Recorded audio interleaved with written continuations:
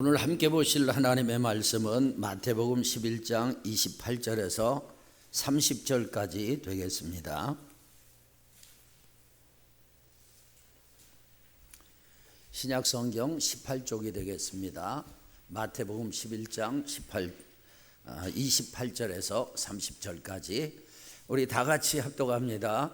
수고하고 무거운 짐진 자들아 다 내게로 오라. 내가 너희를 쉬게 하리라. 나는 마음이 온유하고 겸손하니 나의 멍에를 메고 내게 배우라. 그리하면 너희 마음이 쉼을 얻으리니 이는 내 멍에는 쉽고 내 짐은 가벼움이라 하시니라. 아멘. 저를 따라하겠습니다. 예수님 안에서 좋은 일이 일어납니다. 저와 여러분에게 예수님 안에서 좋은 일이 풍성하기를 축복합니다. 오늘은 제게 성령의 인도하심이 있어서 기도에 대한 내용은 살짝 내려놓고 2023년 7월 30일에 제가 아직도 짐이 무겁습니까? 라는 제목으로 한 설교를 거의 그대로 하겠습니다. 우리 강소영 청년이 새로운 직장에 들어갔습니다. 그런데 만날 때마다 지쳐 있어요. 많이 힘들어합니다. 거의 파김치라고 보면 될 것 같아요. 여러분 대학을 졸업하고 직장 생활을 하는 사회 초년생들은 좋은 세월 다 간 것입니다. 그때부터 본격적인 생존 경쟁에 뛰어드는 거죠. 따라합시다. 사는 것이 고생이다. 인생을 고해라고 하잖아요. 고난의 바다입니다. 여러분 인간은 태어나면서부터 웁니다. 태어날 때 여러분 중에 활짝 웃고 태어난 사람 손 들어보세요. 모두가 다 울면서 태어났어요. 누구든지 울면서 태어납니다. 사는 것이 고생이에요. 여러분 도스토옙스키는 이제 죄인에게 산다는 것 자체가 수고로운 짐이다 이렇게 말했습니다. 성경은 모든 사람이 죄인이라고 말씀하기 때문에 도스토옙스키의 말을 빌리면 모든 사람들은 사는 것 자체가 수고로운 짐인 것입니다.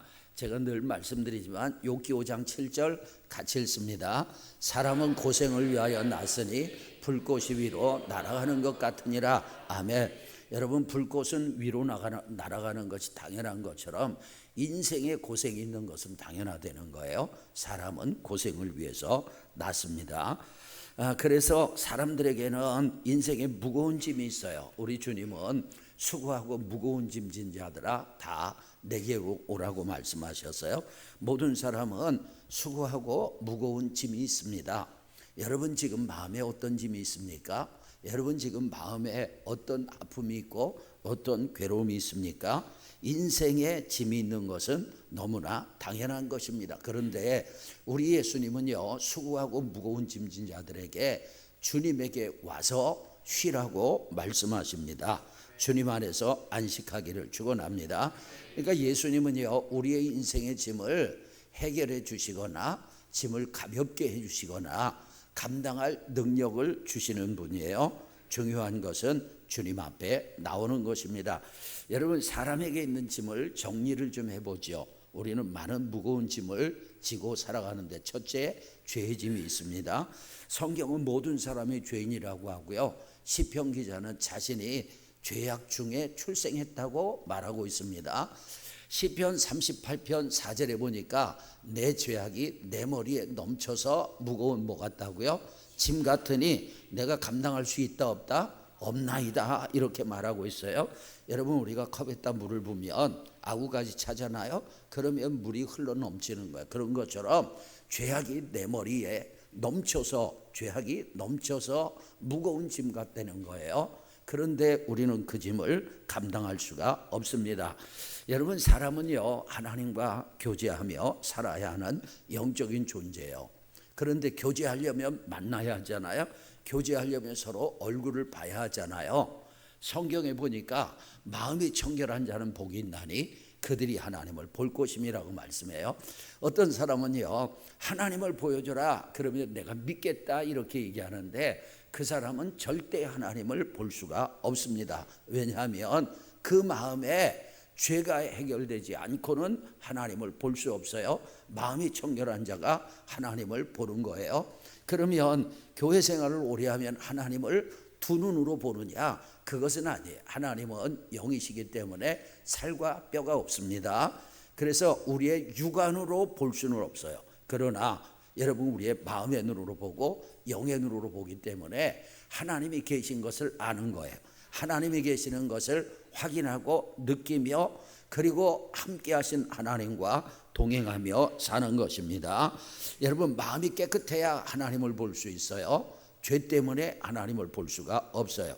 여러분 사람이 기도하면 하나님 우리의 기도를 들으시고 응답하시길 원하세요. 그러나 많은 사람들이 기도 응답을 누리지 못해요. 무엇 때문이냐? 죄악 때문이에요. 하나님의 손이 짧아서 구원하지 못하는 것도 아니고 하나님의 귀가 둔해서 듣지 못하시는 것도 아닙니다. 사람의 죄악이 하나님과 사람 사이를 갈라놓은 거예요. 그 죄가 하나님의 얼굴을 가리는 거예요. 그래서 하나님의 음성도 듣지 못하고 하나님을 보지도 못하고 하나님의 구원도 경험하지 못하는 거예요. 그렇기 때문에 여러분, 저와 여러분이 기도 응답을 누리려면 죄 문제가 해결되기를 축원합니다. 여러분 하나님은요 자기 형상대로 지음받은 사람들에게 좋은 것을 주기를 원하세요. 여러분의 인생에 좋은 것이 풍성하기를 축복합니다. 그런데 문제는 대부분의 사람들이 하나님이 주시는 좋은 것을 누리지 못합니다. 받지 못합니다. 여러분 그 이유가 무엇일까요? 예레미야 5장 25절에 보니까 너희 무엇이 허물이 이러한 일들을 물리쳤고 너희 무엇이 죄가 너희로부터 무엇을 막았다고요? 좋은 것을 막았느니라. 여기서 여러분 이러한 것 좋은 것은 뭐냐? 전체적인 문맥으로 볼 때 늦은 비와 이른 비의 은총입니다. 그러니까 하나님의 포괄적인 은총을 말합니다. 왜 사람들은 하나님께로부터 좋은 것을 받지 못하느냐? 이유가 뭐냐면 허물과 죄가 좋은 것을 막는 것입니다. 그러니까 여러분 죄 문제 해결되기를 주의 이름으로 축원합니다. 여러분 죄가 인간에게 가져다 주는 치명적인 결과는 사망입니다. 여기서 사망은 하나님과의 단절을 얘기하는 거예요. 영혼의 죽음을 말하는 것입니다. 그런데 인간 편에서 볼 때 진짜 문제는 뭐냐? 진짜 사망은 치명적인 결과는 지옥입니다. 여러분 성경에는요 첫째 사망이 있고 둘째 사망이 있다고 말씀합니다. 첫째 사망은 우리가 흔히 죽음이라고 얘기하는 거예요. 육신의 죽음입니다. 육신의 죽음은 뭐냐? 육신 속에 있던 영혼이 육신에서 빠져나가는 거예요. 그리고 육신에서 빠져나가면 이 육체는요 흙에서 왔기 때문에 썩어서 흙으로 돌아가는 것입니다. 그런데 영혼은 하나님 앞에 가는 것입니다. 사람들은요 천국과 지옥이 있기는 어디 있어 이런 얘기를 하는데 여러분 천국과 지옥은 분명하게 있는 것입니다. 아멘. 근데 여러분 우리가 반드시 천국과 지옥이 있는데 꼭 천국 가기를 축원합니다. 그럼 어떤 사람이 지옥에 가느냐? 첫째 사망을 당한 사람이 다 지옥 가는 건 아니에요. 모든 사람은 첫째 사망을 다 만나게 돼 있어요. 저도 죽고 여러분도 죽어요. 그런데 지옥 가는 사람은 어떤 사람이냐? 둘째 사망을 당하는 사람이에요. 여러분 둘째 사망은요 하나님과 영원한 분리입니다. 그러면 하나님과 영원히 분리되면 그 사람은 어떻게 되느냐? 영원한 지옥에 들어가는 거예요. 요한계시록 20장 14절 다 같이 사망과 음부도 불못에 던져지니 이것은 둘째 사망 곧 불못이라. 여러분 죄를 처리하지 못한 인간의 종착점은 어디냐? 유황불이 타는 영원한 지옥인 것입니다. 그러므로 저와 여러분은 죄 문제 해결하기를 주의 이름으로 축원합니다. 그 다음에 두 번째로는요 사람의 집이 있어요. 여러분 우리는 사회적인 존재입니다. 그렇기 때문에 항상 사람들과의 관계 속에서 살아가게 돼 있어요. 우리 주변에는 많은 사람들이 있잖아요. 가족도 있죠, 친구도 있죠, 교우들도 있죠, 목사도 있죠. 여러분 사회에 가면 직장에 동료들도 있죠. 수많은 사람들과의 관계 속에서 살아가는 것입니다. 문제는요 모든 사람과 화평하면 좋지만 그것이 거의 불가능한 것입니다. 여러분 내가 잘못해서 인간관계가 꼬이기도 하지만 나는 잘못한 것이 없는데 괜히 인간관계가 꼬이기도 하는 거예요. 사무엘하 7장 14절 다 같이 나는 그에게 아버지가 되고 그는 내게 아들이 되리니 그가 만일 죄를 범하면 내가 사람의 매와 인생의 채찍으로 징계하려니와. 아멘. 여러분, 하나님께서는요 우리 주위에 사람의 매와 인생의 채찍을 두셨어요. 그래서 사람 때문에 찔리고 사람 때문에 아프고 사람 때문에 괴롭고 이런 사람의 문제가 있다는 것입니다. 그런데 인간관계의 원리 중에 하나는 뭐냐면 하나님께서는 주변의 사람들을 통해서 따라합시다. 나를 변화시키십니다. 여러분, 주변의 사람들을 통해서 나를 변화시키는 거예요. 그 아픔을 통해서 내 좁은 마음을 넓혀주시는 거예요. 정말 소화가 안 되는 사람을 만나게 하세요. 멀리 있지도 않아요. 가까이 있어요. 그러면서 늘 얼굴을 보게 하시죠. 그 사람을 통해서 내 좁은 마음을 조금씩 넓혀주시는 거예요. 그리고 여러분, 정말 그냥 사랑이 되는 사람도 있지만 절대 사랑이 안 되는 사람이 있어요. 사랑할래도 사랑할 수 없는 사람이 내 주변에 있어요. 하나님은 그 사람과의 관계를 통해서 사랑할 수 없는 사람을 사랑하는 존재로 나를 변화시키기를 원하시는 줄로 믿습니다. 이런 훈련을 하나님께서 언제까지 하시느냐? 예수님 닮을 때까지 하시는 거예요. 그런데 우리가 예수님 잘 못 닮잖아요. 그러니까 거의 제가 볼 때는 죽을 때까지 이런 훈련이 있어요. 자, 그 다음에 세 번째, 문제의 짐이 있습니다. 인생은요 문제의 연속이에요. 산 넘어 산입니다. 문제 하나 풀면 또 다른 문제가 오죠. 그 문제 풀면 또 다른 문제가 기다렸다는 듯이 찾아옵니다. 문제 없는 인생은 없어요. 그런데 감사한 것은 저와 여러분에게는 모든 문제를 해결해 주실 수 있는 아버지 하나님이 계십니다. 아멘. 여러분, 하나님은요 큰 산도 평지로 만드실 줄로 믿습니다. 그리고 하나님은 때로는 그 문제를 오랫동안 두시지만 그것도 합력해서 선을 이루시는 거예요. 그래서 우리는 어떤 문제 속에서도 절대 긍정적일 수가 있는 거예요. 네 번째로는 경제의 짐입니다. 여러분, 하나님께서요 사람을 만드시고 처음에 어디 두셨냐면 에덴에 두셨어요. 에덴은 낙원입니다. 부족함이 없어요. 그래서 여러분, 에덴에서는요 경제적인 문제가 없었어요. 그런데 아담과 하와가 하나님이 금하신 선악과를 따먹고 죄를 범하게 됩니다. 죄인이 된 그들은 에덴에서 추방당하게 되고 땅에서는 가시와 엉겅퀴가 나오게 되고 사람은요 경제 문제를 해결하기 위해서 땀을 흘려야만 하게 되었습니다. 그래서 그때부터 경제적인 문제가 발생이 되는 거예요. 여러분, 우리 주변에 보세요. 없는 사람은요 없기 때문에 경제가 문제예요. 있는 사람은요 더 갖고 싶은 욕심이 있기 때문에 경제적인 문제가 있는 거예요. 재벌 회장쯤 되면 돈이 많으니까 그냥 그 돈 가지고 편안하게 살면 될 것 같죠. 그러나 절대 편안하게 살지 않습니다. 이유가 있어요. 첫째는 욕심 때문에 편안하게 살 수가 없어요. 두 번째로는요 많이 가졌기 때문에 그만큼 책임이 큰 거예요. 그래서 여러분, 재벌 회장님도 경제적인 짐을 지고 살아가는 거예요. 사람은요 물론 부모 품 안에 있을 때도 경제적인 문제가 있지만 부모 품을 떠나게 되면 그때부터 본격적으로 경제의 짐을 짊어져야 하는 것입니다. 그 다음 다섯 번째, 질병의 짐이 있어요. 어느 목사님이 70이 넘으셔서 이런 말씀을 하셨어요. 젊을 때는 죽는 것이 두려우셨대요. 그런데 70 넘고 보니까 죽는 건 진짜 하나도 두렵지 않은데 뭐가 두려우냐? 아픈 것이 두렵다는 거예요. 건강하게 살다가 가면 좋겠지만 주변의 사람들 보니까 병들어서 고생하다 가는 사람들이 많거든요. 그래서 이 목사님의 걱정은, 두려움은 병드는 것이라는 거예요. 그냥 건강하게 살고 가면 얼마나 좋아요. 나이 70이 넘으니까 살 만큼 살았잖아요. 그분 얘기예요. 살 만큼 살았는데 건강하게 살다가 갔으면 좋겠다. 그 사람은 어차피 죽는 건데 빨리 가나 늦게 가나 다 가는 것인데 건강하게 살았으면 좋겠다. 그러니까 사람은 질병의 짐을 가지고 있습니다. 그 다음에 여섯 번째로 무슨 짐이 있어요? 공허함의 짐이 있습니다. 여러분, 예수 믿고 이 부분이 해결되기를 주의 이름으로 축원합니다. 하나님을 떠난 사람들, 하나님으로 충만하지 못한 사람들은요 내면에 공허함이 있어요. 여러분은 자신의 공허함의 정도로 자신의 충만함을 측정해 볼 수가 있습니다.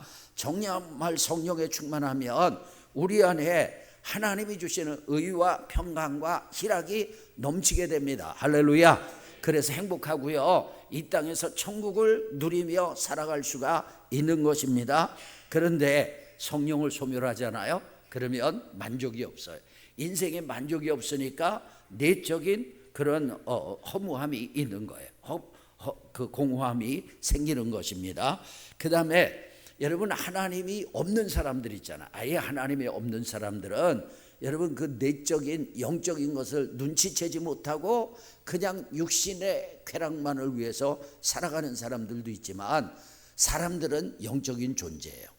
영혼이 있기 때문에 하나님만이 채우셔야 하는 공간이 내면에 있습니다. 그 공간이 채워져야 돼. 하나님 앞에 예배하며 기도하며 찬송하며 말씀드리며, 할렐루야. 성령께서 내 안에 오시고 주님이 내 안에 채워지면 공허함이 사라지는 거예요. 여러분, 사람은 이런 공허함이 있어요. 그래서 이 내면이 채워지지 않으니까 자살을 하는 것입니다.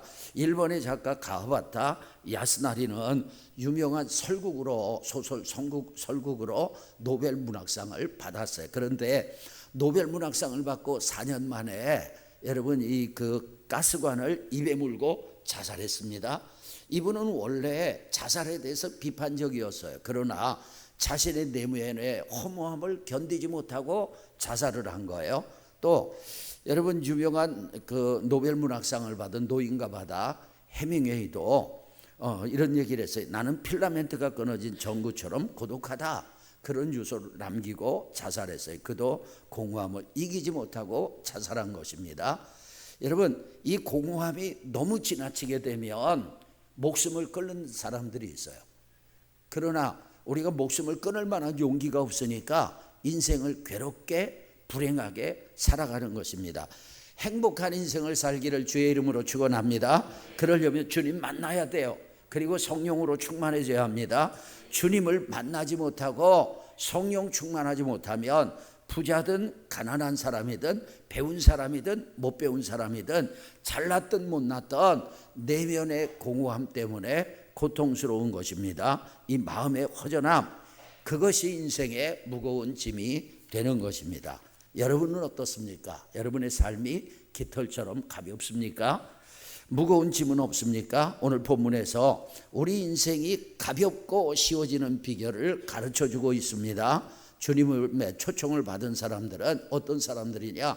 수고하고 무거운 짐을 진 사람들이에요. 그런데 여기서 수고하고는 자기 스스로 인생의 짐을 지고 가다가 피곤해 지친 상태를 말하고, 무거운 짐진 자는 타인에 의해서 무거운 짐을 짊어진 사람을 말하는 거예요. 그러니까 여러분, 자의에 의해서든 타의에 의해서든 인생의 무거운 짐을 지고 지쳐있는 사람들에게 주님은 내게로 오라고 말씀하세요.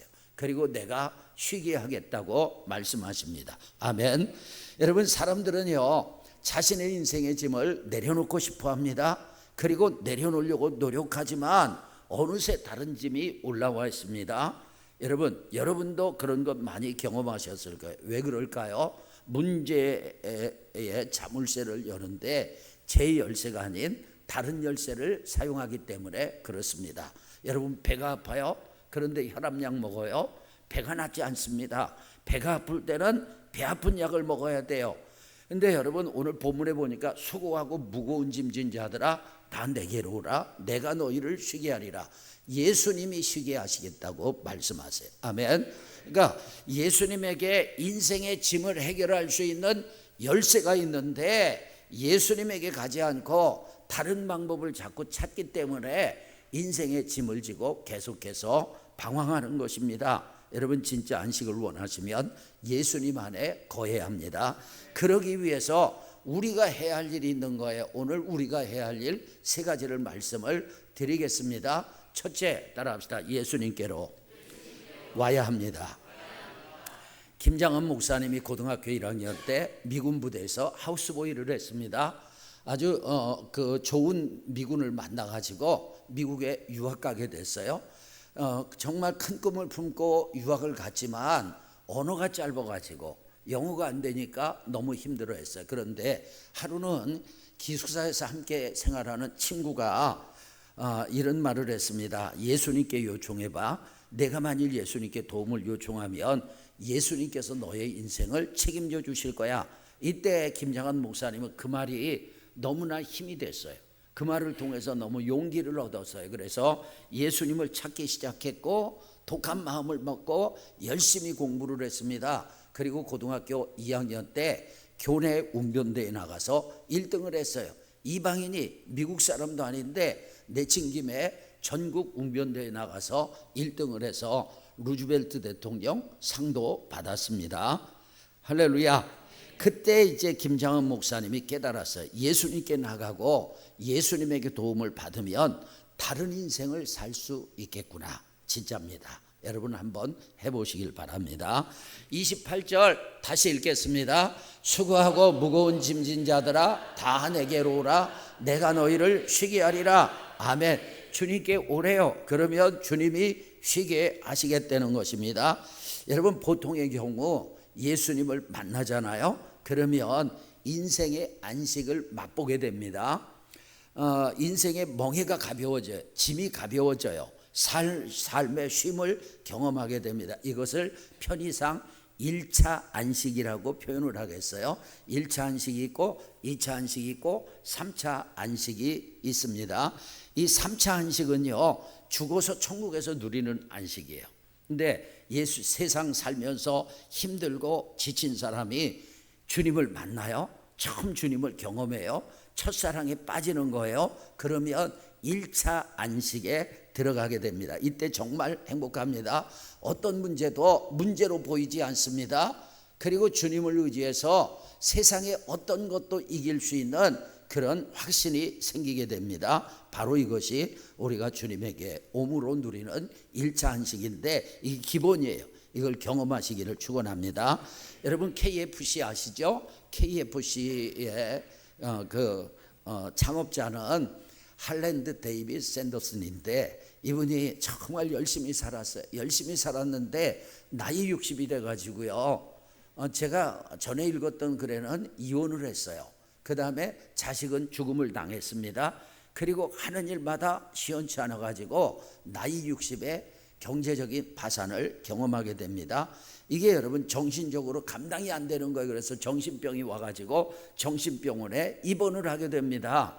어느 날이요, 이분이 자살하기 위해서 정신병원에서 나왔어요. 그리고 길을 가다가 어디선가 들리는 찬송 소리를 듣게 됐습니다. 찬송가 382장 설교 전에 불렀던 너 근심 걱정 말아라 하였어요. 그는 이 찬송에 이끌려서 조그만 예배당에 들어갔더니 할머니 한 분이 무릎을 꿇고 하나님을 찬양하고 있습니다. 이 할아버지가 그 옆에 앉아가지고 하나님 앞에 기도하기 시작을 했어요. 하나님 잘못했습니다. 주님을 멀리 떠난 나의 죄를 용서해 주세요. 불쌍히 여겨주세요. 그러면서 안에서부터 통곡이 나오는데 이분이 눈물 콧물을 흘리면서 회개 기도를 한참 하다 보니까 마음이 평안해졌어요. 그리고 여러분 마음의 무거운 짐이 사라졌어요. 할렐루야. 괴로움이 사라졌습니다. 자살하려는 마음도 사라졌어요. 그는 새 출발을 했어요. 다시 이제 일을 해야 되는데 자본금이 없으니까 쓰레기를 수거하는 일을 했습니다. 그러면서 돈을 조금씩 모아서 이분이 닭집을 시작을 해 통닭집을 시작을 했는데 통닭집이 너무 잘 돼가지고 세계적인 체인점이 됐어요. 제가 여러분 이 KFC의 샌더슨 이야기를 통해서 하고자 하는 말은 인생의 무거운 짐을 가지고 예수님을 찾으라는 것입니다. 아멘. 그럴 때 예수님께서 저와 여러분의 인생의 무거운 짐을 가볍게 해주고 쉽게 해주시는 거예요. 주님 안에서 여러분의 무거운 짐이 깃털처럼 가벼워지기를 주의 이름으로 축원합니다.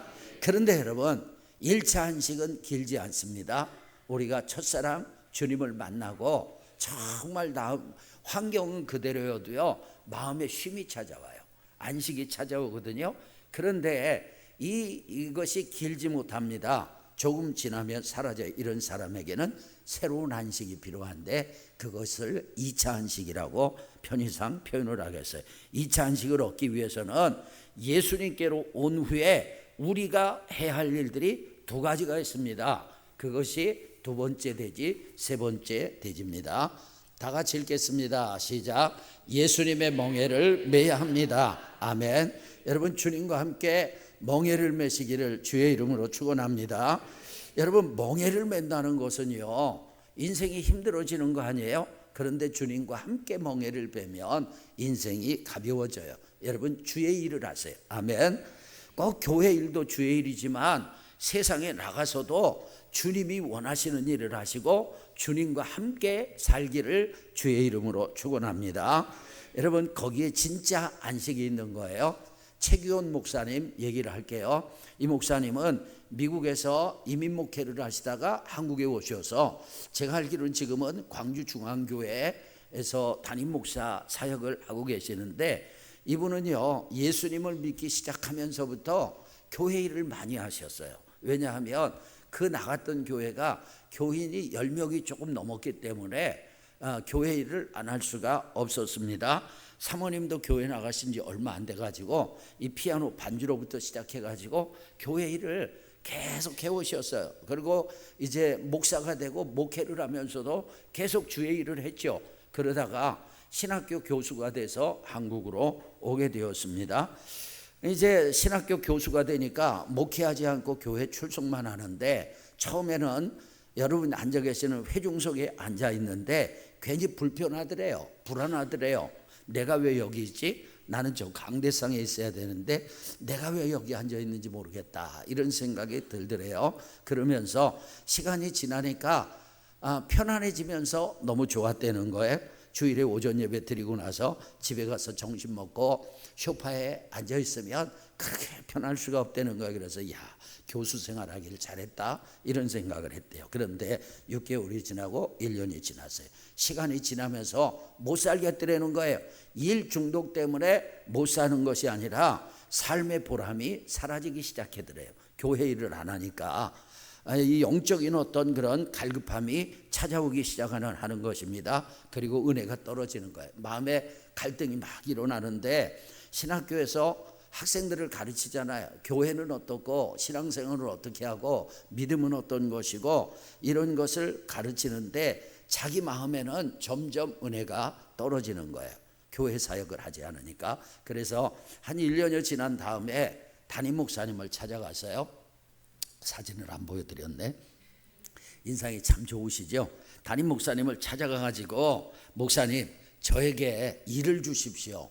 그렇지 않으면 다른 교회 일할 수 있는 교회를 소개해 주십시오. 그래서 목사님이 이분에게 일을 할 수 있게 해주시고, 그때부터 비로소 이제 주의 일을 하는데 교회가 내 교회도 되고 비로소 하나님의 은혜도 경험할 수 있었다, 이런 말씀을 하시더라고요. 최 목사님이 미국에서 목회를 할 때는 새벽 기도를 늘 하셨어요. 여러분, 새벽에 나와서 기도하는 것은 육체적으로 쉬운 일은 아닙니다. 새벽 기도를 하지 않은 분들은 이런 생각을 할 수 있어요. 인간적인 생각으로 매일 새벽에 일어나서 기도하는 것은 아주 무거운 짐입니다. 여러분, 이분이 한국에서 교수 생활을 하니까 새벽 예배 안 가도 되는 거예요. 처음엔 편했어요. 그런데 시간이 지나면서 문제가 생기는 거예요. 어떤 문제냐면 저녁에 밤에 늦게 자기 시작을 하는 거예요. 그래서 새벽 2시, 3시에 잠이 들고 아침에 겨우 일어나서 학교에 가고 생활이 엉망이 되고 뒤죽박죽이 되었어요. 그러다가 도저히 안 되겠어서 교회 일을 하고 목회 일을 하면서 너무너무 좋았다는 거예요. 이 최 목사님은 자기 경험으로 봐서 하나님의 일을 하지 않는 것은 절대 축복이 아니라는 거예요. 저도 동의합니다. 여러분, 하나님의 일을 하지 않으면 편안할지 모르지만 절대로 축복은 아니에요. 그래서 최 목사님의 목회의 목표 중에 제일 큰 목표는 뭐냐? 모든 성도들을 절대로 영적인 실업자로 만들지 않겠다는 것입니다. 누구든지 그냥 주일 예배만 뚝딱 드리고 가는 일이 없게 하겠다. 모두가 다 하나님의 나라를 위한 사역자가 되게 하겠다, 이런 목표가 있다는 거예요. 그래야 성도들이 진짜 은혜를 받고 진짜 힘을 얻으니까는요. 그러니까 이 최 목사님은 주님의 일에 동참하며 주님과 함께 멍에를 메는 것이 진짜 힘이고 진짜 안식을 경험한다는 것을 터득 경험적으로 터득했어요. 그래서 신앙생활은 좀 빡세게 하는 것이 좋습니다. 여러분 29절을 읽겠습니다. 다 같이. 나는 마음이 온유하고 겸손하니 나의 멍에를 메고 내게 배우라. 그리하며 너희 마음이 쉼을 얻으리라. 아멘. 여러분 첫 은혜를 받고 은혜를 누리던 사람이 계속된 안식을 누리려면 주님의 새로운 요구에 응해야 합니다. 그 요구는 뭐냐? 나의 멍에를 메려는 거예요. 여러분 주님의 멍에를 메기를 주의 이름으로 축원합니다. 우리가 알고 있는 것처럼 멍에는 무거운 짐을 함께 끌 수 있도록 동물들의 목에 가로 얹는 구부러진 막대기를 말합니다. 여기서 주님의 멍에를 메라는 말은 주님과 함께 짐을 지라는 거예요. 그런데 30절에서는 주님의 멍에는 어떻다고요? 쉽고 가볍다고 말씀합니다. 할렐루야. 여러분 이 쉽고 가볍다는 말은 해석을 잘해야 합니다. 주님이 지신 멍에가, 주님이 짊어지신 짐이 쉽고 가볍다는 건 아니에요. 그건 어렵고 무거운 것입니다. 그런데 우리가 그 짐을 주님과 함께 짊어질 때 우리에게는 쉽고 가벼운 것입니다. 아멘. 여러분 이 말씀을 실제적으로 적용하면 이렇습니다. 내가 하는 모든 일들을 주님과 함께 하기를 축원합니다. 내가 하는 일이 주님의 뜻에 맞고 주님과 함께 하는 일이라면 하나도 무겁거나 어려운 것이 아닙니다. 왜냐하면 주님이 감당해 주시기 때문에 그렇습니다. 제가 여러분 목봉체조 얘기를 했잖아요. 군대 생활을 할 때 우리 부대의 평균 신장이 178이었고 제 키가 168입니다. 10cm가 부족해요. 근데 좋은 건 뭐냐면 목봉체조를 할 때 어깨 위에 전봇대 같은 목봉을 얹잖아요. 다른 사람은 다 어깨에 닿는데 저는 공중에 떠요. 그래서 그냥 손만 왔다 갔다 하면 키 큰 애들이 알아서 다 해주는 거예요. 함께 목봉을 들지만 여러분 그 짐을 감당해야 되는 사람이 있고 저처럼 쉬워지는 사람이 있어요. 우리가 주님의 멍에를 메잖아요. 여러분 이렇게 생각해 보세요. 무거운 짐이 있습니다. 그런데 어른은 들기에 충분한 무게예요. 그러나 어린아이가 들기에는 불가능한 짐입니다. 어른과 어린아이가 함께 그 짐을 들어요. 어린아이는 자기 힘으로 든다고 생각하지만 사실은 누가 들어주는 거예요? 어른이 들어주는 겁니다. 여러분 주님과 함께 멍에를 메고 주님의 짐을 지기를 주의 이름으로 축원합니다. 물론 교회 일 하나님의 일이에요. 그러나 교회 일만 하나님의 일이 아니에요. 여러분의 직업도 소명이 있는 거예요. 하나님의 부르심이 있는 거예요. 여러분은 그 직업을 가지고 무슨 일을 하겠습니까? 어떤 사람은요 조각가예요. 조각가인데 조각품을 만들어서 판매해서 그것으로 생계를 유지해요. 그런데 이분은요 그 조각의 기술을 가지고 십자가를 만들어. 그래서 많은 사람들에게 십자가를 나눠주고 십자가 전시회를 하고 그 십자가를 통해서 주님의 복음을 전합니다. 여러분, 여러분에게 어떤 직업이 있든지 그 직업이 주님과 함께 멍에를 지고 주님의 일을 하는 직업이 되기를 축복합니다. 자, 그 다음에 세 번째 따라합시다. 예수님에게 배워야 합니다. 여러분 어떤 사람은 아니 그럼 예수 믿으면 공부해야 되나? 여러분 주님에게 무엇을 배워야 할까요? 그것은 지식이 아니라 그것은 일의 방법이 아니라 주님 자체를 배우기를 축원합니다. 주님을 배우면 주님 안에서 안식을 누리게 되는 거예요. 그러면 우리는 주님의 어떤 부분을 배워야 되느냐? 여러분 주님은 마음이 온유하고 겸손한 줄로 믿습니다. 그렇기 때문에 우리는 주님의 어떤 부분을 배워야 돼요? 주님의 온유함을 배워야 합니다. 여러분 주님은 마음이 온유하십니다. 그리고 우리가 온유한 삶을 살기를 원하십니다. 그리고 여러분 온유한 사람에게 하나님께서 복을 주시는 거예요. 마태복음 5장 5절에 보면 온유한 자는 복이 있나니 천국이 그들의 것임이라고 했습니다. 그러니까 온유한 자는 복이 있나니 그들이 땅을 차지할 것이다 이렇게 말씀을 하셨어요. 여러분 온유한 자가 땅을 기업으로 받는 거예요. 무슨 얘기냐? 온유한 사람이 잘 된다, 온유한 사람이 승리한다 그런 얘기예요. 여러분, 이 온유한 자가 승리하는 것은 우리가 동물의 세계를 놓고 보세요. 여러분, 사납고 무서운 호랑이나 사자는 멸종 위기에 있잖아요. 그런데 상대적으로 연약하고 온유한 양들은요, 여러분 숫자를 헤아릴 수 없을 만큼 많습니다. 할렐루야. 제가 여러분 그렇게 비유를 들잖아요. 사람의 입속에는 혀가 있고 이가 있어요. 혀가 세요? 이가 세요? 궁금하면 혀로 이를 때려보세요. 하나도 안 아파. 또 궁금하면 이로 혀를 한번 씹어보세요. 있는 힘을 다해서 한번. 준비 시작. 얼마나 아파요. 씹으면 눈물이 픽 나잖아요. 그런데 세월이 지나봐요. 단단한 이는 다 빠져. 그래서 임플란트하고 틀니하고 이 빠진 사람은 있어도 따라합시다. 혀 빠진 사람은 없다. 다 혀 가지고 사는 거예요. 부드러운 혀가 승리하는 것입니다. 할렐루야. 여러분, 성경에서 온유의 대명사는 모세입니다. 온유함의 대명사는 모세예요. 민수기 12장 3절에 보니까 이 사람 모세는 온유함이 어떻다고요? 지면의 모든 사람보다 더하더라. 그 시대에 수많은 사람들이 지구에 살았잖아요. 그런데 그 많은 사람 가운데 최고로 온유한 사람 누구였다? 모세였다는 것입니다. 여러분, 온유함의 특징은 뭐냐? 우리가 모세를 보면 알 수 있어요. 온유함의 특징은 여러분 넓은 마음입니다. 온유함의 특징은 여러분 이 포용이에요. 받아들일 줄 아는, 내가 어떤 사람까지 받아들이느냐, 그게 내 그릇의 크기잖아요. 온유함의 그 상태도 그것으로 알 수가 있어요. 여러분, 모세는요, 자기를 돌려쳐서 죽이려고 하는 사람들을 위해서도 하나님 앞에 기도하고 그들까지 품었던 사람입니다. 아멘. 여러분, 예수님은요, 하나님을 떠나 하나님과 원수가 된 우리의 구원을 위해서 하늘 보좌 버리시고 이 땅에 오셨어요. 할렐루야. 여러분, 기독교 복음은 너무나 단순한 거예요. 우리가 죄로 인해서 멸망할 수밖에 없는데 하나님께서 예수 그리스도를 보내시고 예수 그리스도께서 우리의 죄를 대신 짊어지시고 십자가에서 죽으신 거예요. 그래서 예수님을 믿으면 죄사함 받고 하나님의 자녀가 되고 영생을 얻고 천국에 들어가는 줄로 믿습니다. 할렐루야.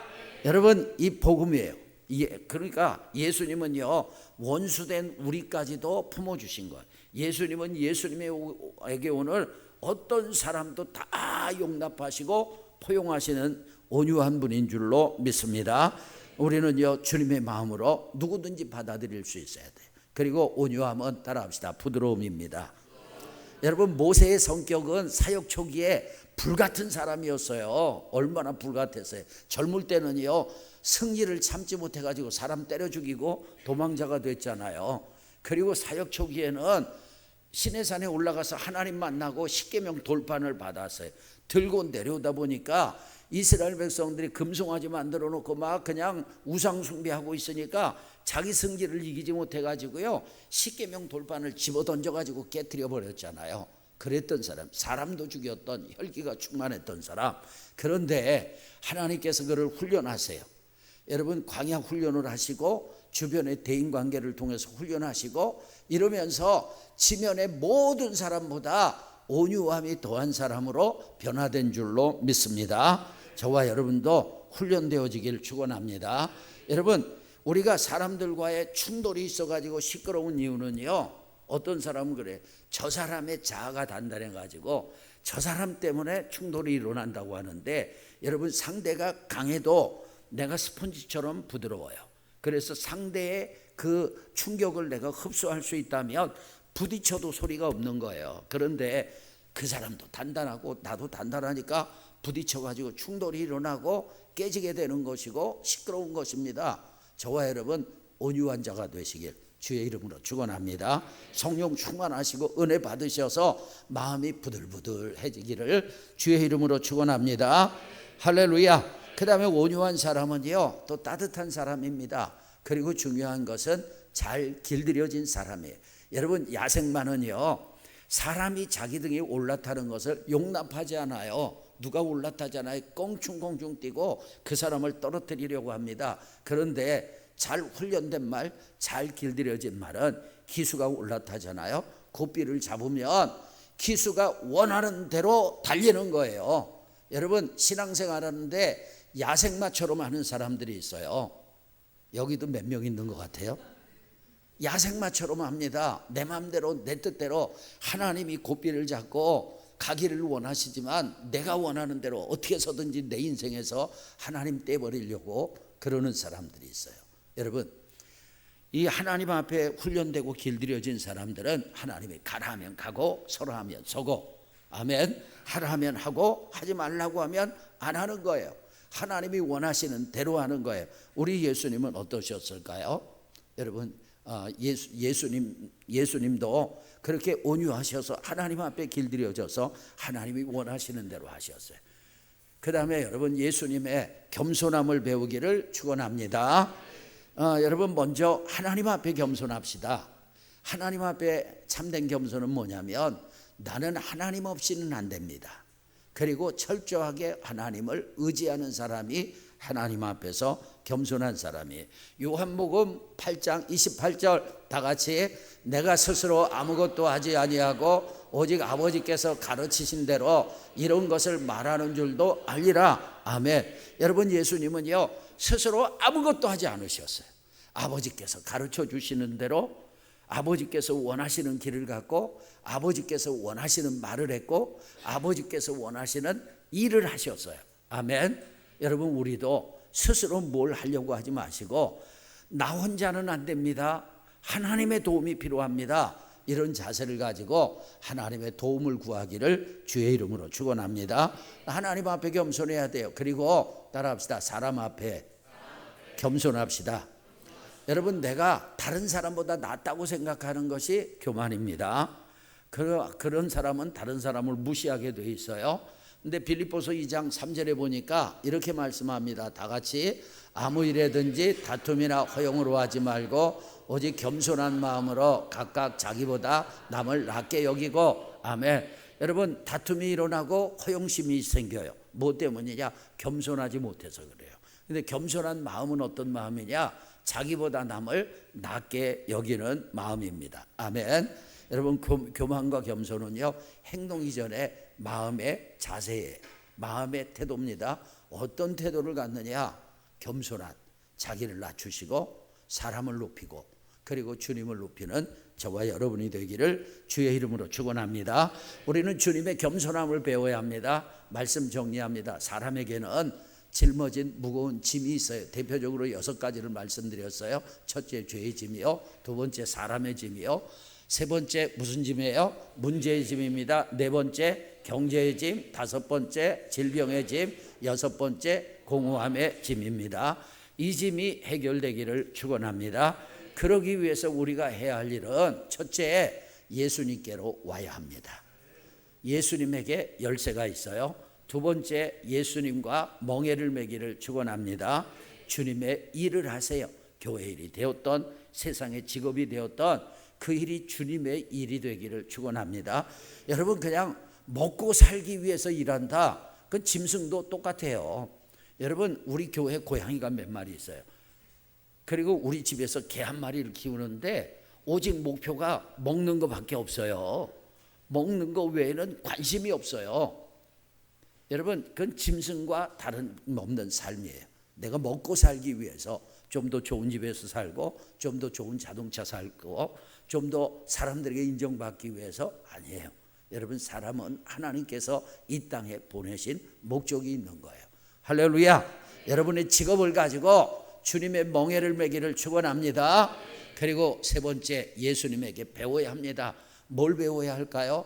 예수님의 온유함을 배우시고 예수님의 겸손함을 배우시다.